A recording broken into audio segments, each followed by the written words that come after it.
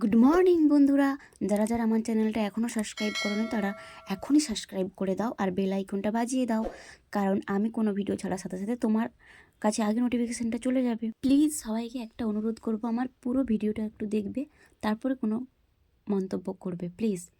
আমার সাথে ঘটে যাওয়া কিছু ঘটনা তোমাদের সাথে আজকে তুলে ধরবো।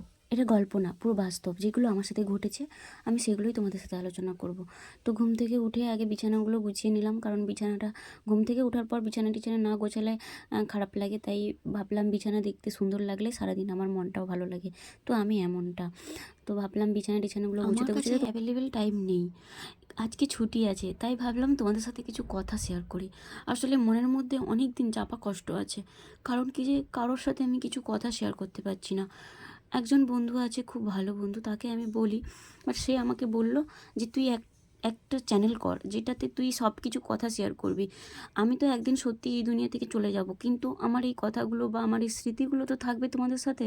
তো সেই স্মৃতিগুলো থেকে দেখো প্লিজ। আমি তো হয়তো একদিন চলে যাব দুনিয়া থেকে, কারণ মানুষ তো সবসময় বেঁচে থাকে না, একদিন না একদিন চলে যেতেই হয় সবাইকে। তাই ভাবলাম তোমাদের সাথে কিছু ঘটনা আমি শেয়ার করে যাই, বা এমন কিছু করে যাই যেটা স্মৃতি হিসাবে রয়ে যাবে। বা আমার মেয়ের যখন ছেলে মেয়ে হবে তারা, সব থেকে বড় কথা কী বলো তো, তুমি মেয়ে হয়ে জন্মেছ, সেটাই সব থেকে বড় কথা। মেয়ে হয়ে জন্মেছ মানেই তোমার প্রবলেম। কারণ কি বলো তো, এখনও গ্রামে ঘরে, এখনও পর্যন্ত গ্রামের দিকে এরকমও চাল আছে যে মেয়ে মানেই স্ট্রাগল, মেয়ে মানেই কষ্ট, মেয়ে মানেই যন্ত্রণা, মানে সেগুলো সব সহ্য করতে হবে, বাট কারো কাছে বলা যাবে না। ঠিক আছে, তো এই বলা না বলার কথাগুলো যে কতটা কষ্ট দেয় সেগুলো আর মানুষগুলো বুঝবে না। কিন্তু তুমি হয়তো আর 5টা মেয়ের মতো না, তোমার মনের মধ্যে হয়তো অনেক রকমের চিন্তাভাবনা আছে, তুমি এগিয়ে যেতে চাও, তোমার স্বপ্ন পূরণ করতে চাও, তুমি হয়তো জেগে জেগে স্বপ্ন দেখছো, তো সেইগুলোকে তুমি পূরণ করতে চাও, কিন্তু সেই স্বপ্ন তোমার পূরণ হতে দেবে না। কারণ আমার মা বলেছে যে মেয়েদের কোনো স্বপ্ন থাকতে নেই, মেয়েদেরকে যেই পথে চালনা করব সেই পথেই মেয়েরা চালনা হবে, কিন্তু মেয়েদের আলাদা কোনো স্বপ্ন নেই।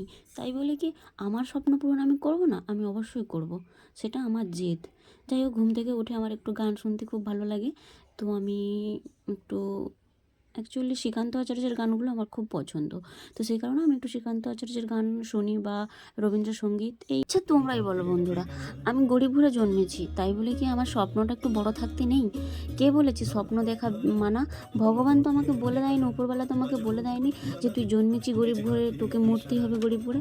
ভগবান শ্রীকৃষ্ণ বরঞ্চ বলেই দিয়েছে যে তোকে জন্ম আমি যথাযথা দিলাম, কিন্তু তোকে কর্ম ঠিক কর যাতে তুই গরিব হয়ে না মরতে পারিস। তো সেই কারণে আমি ভেবে নিয়েছি যে আমি গরিব হয়ে মরতে চাই না, যতটা পারবো সামর্থ্য অনুযায়ী কষ্ট করব, সৎকর্ম করব।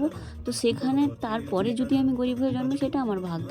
আমার মা বলতো, আর ভাগ্যে আছে গরিব, তুই কী করে বড় হবি, আর যখন বড় হতে যাবি তখনই হয়ে গেল আমার কাজ কমপ্লিট। এবার দেখো, এই ঝাড়ুটা কিন্তু বিছানা ঝাড়ার জন্যই রেখেছি, ঠিক আছে? তোমরা আবার ভেবো না যে ঘর ঝাড়ু দিয়ে আমি বিছানা ঝাড়ছি, তা না। এই ঝাড়ুটা অ্যাকচুয়ালি কেনাই হয়েছিল আমার শুধুমাত্র বিছানা ঝাড়ার জন্য।